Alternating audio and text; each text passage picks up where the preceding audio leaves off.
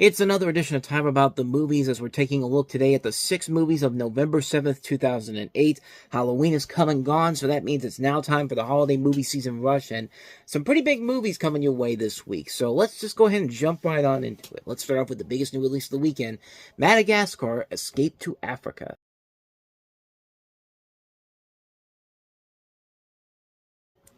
This is, of course, the sequel to the original Madagascar, which came out in 2005. And in this one, the main character is once again a party of animals from the Central Park Zoo, whose adventures have taken them to the Madagascar island and have found themselves in the African savannas, where they meet others of their species, and where Alex the lion reunites with his parents, played by Bernie Mac and Sherry Shepherd. Now, this weekend in particular is a very notable weekend because this is the weekend where Bernie Mac had not one but 2 movies. We'll get to the other one later. And, of course, this was about 3 months after he had died. On August 9th, he passed away at the age of, I think it was 56 or something like that. He was, 50, not even that, 50 years old. And he passed away because of complications from pneumonia. And, I mean, Bernie Mac's one of those great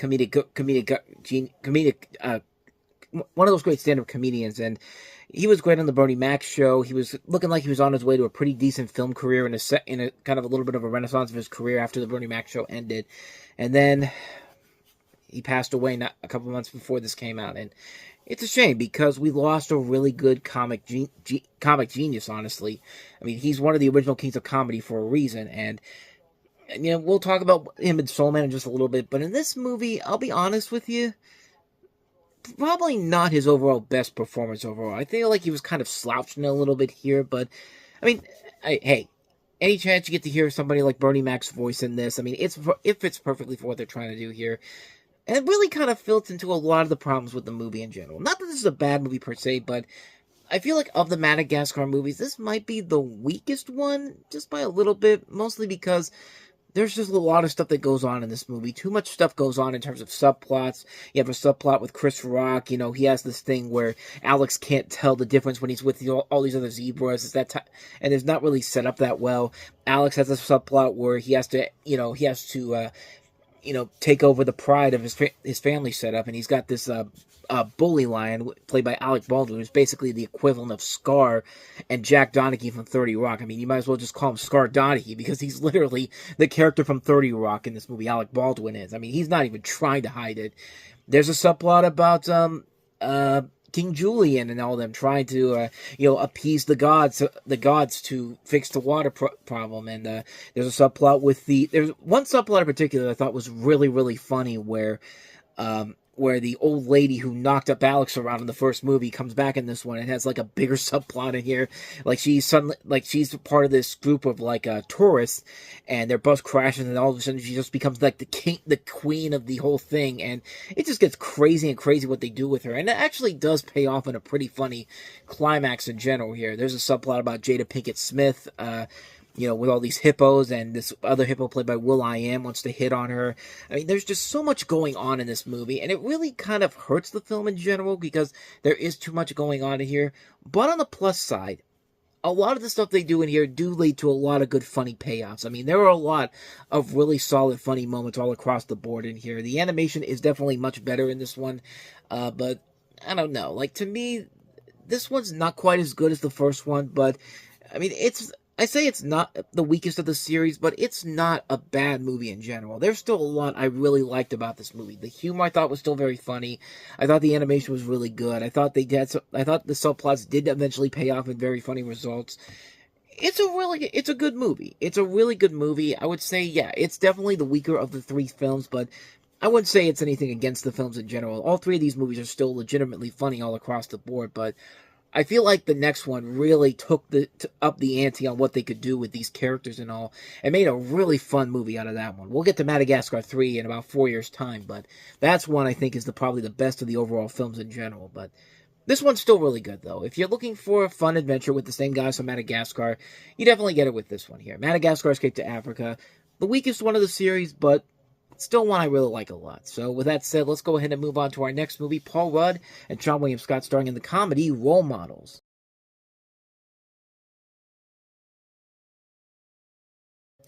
So in this movie, Paul Rudd and Sean William Scott play these two energy drink salesmen who are ordered to perform 150 hours of community service as punishment for various offenses. And for their services, the two men work at a program designed to pair children with adult role models. One of the kids in here is Bobby J. Thompson, and one of the other people that the guys have to deal with is Christopher Mintz-Plasse, McLovin from Superbad, and you also have, as you see in the trailer, Jane Lynch and Elizabeth Banks, her second movie of this fall after Zack and Miri Make a Porno, and also Amanda Rigetti from The Mentalist is in this movie too for a little brief role here, but there was a time when she was actually all over the place. I think mostly because she was on The Mentalist, but she was in a bunch of other movies too, and I feel like they were setting her up to be the next big thing, but never really took off that way. But regardless, this is still a really good movie. This is a really good return for David Wayne, whose last movie was The 10, which was not that good of a movie. This is, of course, the guy that directed Wet Hot American Summer, but this is a much better movie than The 10 was. It's a very funny film.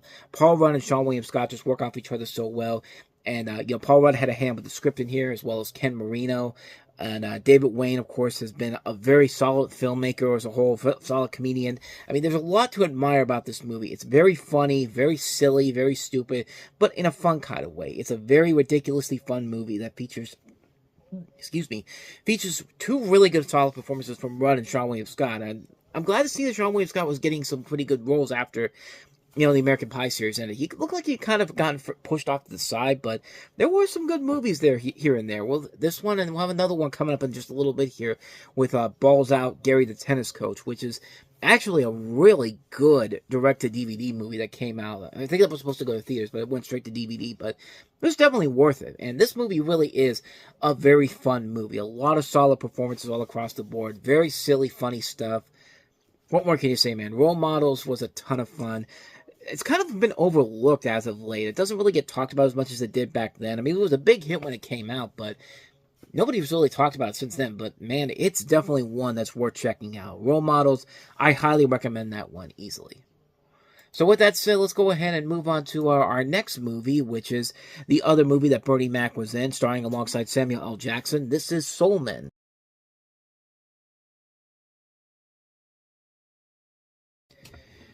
Yeah, this is one of those movies where you feel like there's so much that could be done with this, but unfortunately, there were so many things going on, unfortunately, that happened behind the scenes. Not only did Bernie Mac die, you see Isaac Hayes in the trailer there, and he passed away the day after Bernie Mac died. So the film basically was re-edited, according to Malcolm Lee, the director here, to soften the tone of the film as a tribute to the two actors, which, I get it, it's a noble cause, but at the same time, I think it really, really hurt the finished project as a whole. So in this movie, you have when an R&B legend, Marcus Hooks, dies suddenly, VH1 invites his original backup duo, Floyd Henderson and Lewis Hines, the real deal, played by Samuel Jackson and Bernie Mac, to appear at a memorial tribute at the Apollo Theater. Floyd, who's bored in retirement, wants this more than anything. Lewis, a philosophical ex-con, does not. Plus, there's bad blood between them. Lewis's wife Odetta left him to marry Floyd and then left Floyd. Floyd begs, Louis consents but won't fly, so they leave L.A. in Floyd's flashy Cadillac with 5 days to get to New York. On the road, they must get back their vocal cords, renew their friendship, and sort out the past. With Floyd's bad hip and Lewis's bad kidneys, will they even make it? Well, technically, one of them makes it by the time this movie comes out, but that's a whole other thing altogether. But like I said before, I think because Bernie Mac and Isaac Hayes died, and this was supposed to have more of a little bit of a softer tone than what they were expecting, I think it hurts the film in the long run overall. I feel like this film could have been something really good because you see how well Samuel L. Jackson and Bernie Mac work off each other in this film. And there are a lot of good moments with the two of them in there. They can be very funny. The jokes work a lot. And there's a lot of good chemistry between the two of them. But, man, I feel like once he and Isaac Hayes died, this film really, lost a lot of that muster. And it's a shame because this is a good movie, but I feel like there could have been a really great movie here. I think there's a lot there that could be done. A lot of really good people in this cast. Sharon Leal, you see Jennifer Coolidge, Sean Hayes, Afian Crockett, John Legend. I mean, just a lot of really good people in here. And the music overall is really solid too. I think there is a lot here in this film that really does work, but just not enough to really say that this is one you gotta go and check out and see. It's a must-see film. I would say that it's a serviceable film. That's probably the best way to describe it. It's a very serviceable film. I think Samuel L. Jackson and Bernie Mac are the highlights of the movie. They really are a ton of fun here. And again, it shows what Bernie Mac could really do if he got a chance to, show off his dramatic chops more here. Because there are some good emotional moments with him in this movie that really does work very well. We know Samuel L. Jackson can act his ass off. I mean, that guy has done more than enough to prove that already. But I mean, it's weird. It's a film that I would say is good, but I feel like it could have been really great if the tone had been not as what they set it off to be in this film in general. It felt like they really cut down the load of what this could have been, but then again, it's Malcolm Lee. Malcolm Lee has very rarely made a bad movie as a whole. I mean, he's had some pretty decent films overall, and this is one of those ones where it's just like, yeah, this is another one that's pretty decent, but one that I feel like could have been really, really special and really good if Bernie Mac had not passed away before this film came out. And like I said, it's a good movie, but it feels like it could have been a really great movie had they not cut the tone down a little bit. But I'm glad I saw it. It's one I still keep in my collection. It's one I definitely still kind of enjoy. So take that for what you will. So with that said, let's go ahead and move on to our next movie we have here. Much different tone than Soul Man, the lighthearted Soul Man. Here's The Boy in the Striped Pajamas.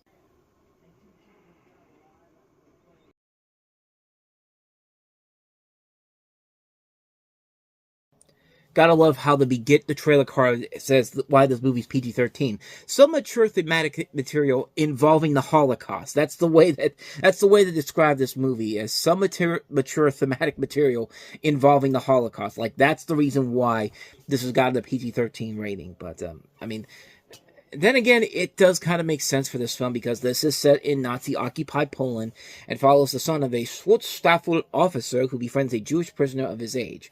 Asa Butterfield, who would later be seen in Hugo and Miss Peregrine's Home for Peculiar Children's in here, Vera Farmiga, David Thewlis, Rupert Friend. Really, really deep film in general, and it is a very good movie. It is actually a very legitimately good film. A film that could have easily gone the wrong pathway, but it does have believe it or not, a much lighter tone to it than I was expecting. And it's not to say that it's completely lighthearted, but it's definitely a movie that feels like the emotional weight is well warranted here. It's not like it's being manipulative in any way, shape, or form. Although I've seen here that this has actually been panned by a lot of people for misrepresenting elements of the Holocaust, which, yeah, I'm not gonna lie, they do take a little bit of some liberties here with what they try to do here, but it works out in the end. It's, like I said, it's a film that's not manipulative as much as you would think it is. The acting overall is great. There's a lot of good talent here. You can never go wrong with James Horner doing your score. The music overall is pretty good. It's a good movie. It's a really good movie overall. Yeah, it's not going to give you everything you want from it, but it's enough to say that, hey, it's worth it. It's worth it to watch one time. And I'd say, yeah, it's definitely worth it. It is a good movie overall, but yeah, it's definitely one of those films that has a lot of flaws to it, but not enough for me to say not to recommend it. So yeah, it's one you should definitely check out. So with that said, let's go ahead and move on to our next film we have here, that is Repo, the Genetic Opera.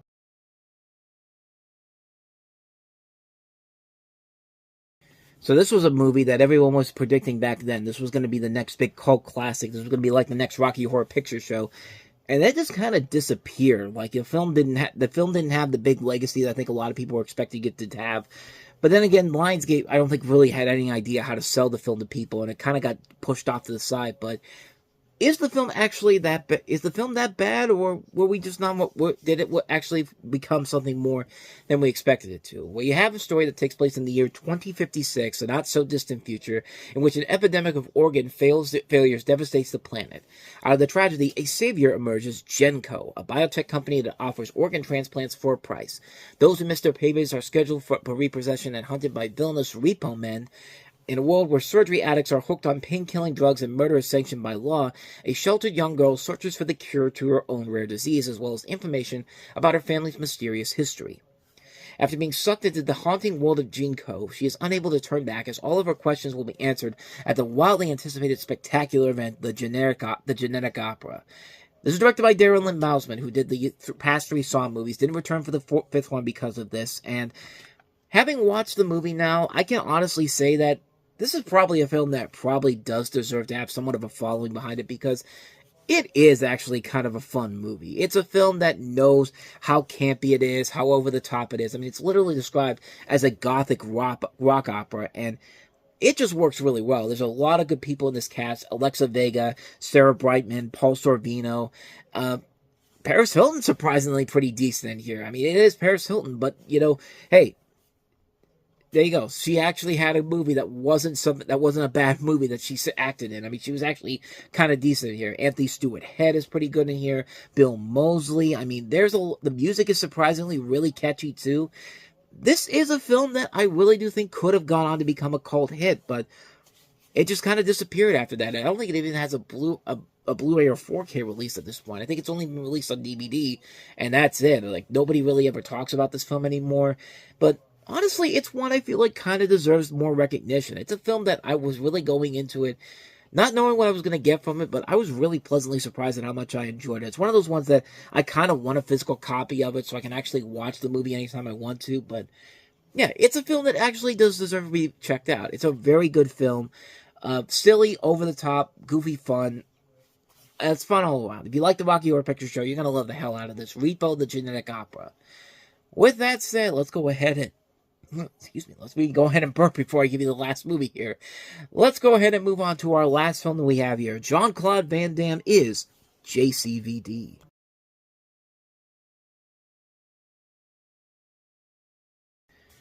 Speaking of movies that were not appreciated during their time, what a great movie this is. And credit Jean-Claude Van Damme for just, going all in and just having the time of his life making fun of himself, but also showing off that, hey, the guy actually does have some really good acting chops. Here he plays a fictionalized version of himself who's a down-and-out action star whose family and career are crumbling around him as he's caught in the middle of a post-office heist in his hometown of Brussels, Belgium. And this was actually his first major theatrical release of a film since Universal Soldier: The Return almost 10 years ago.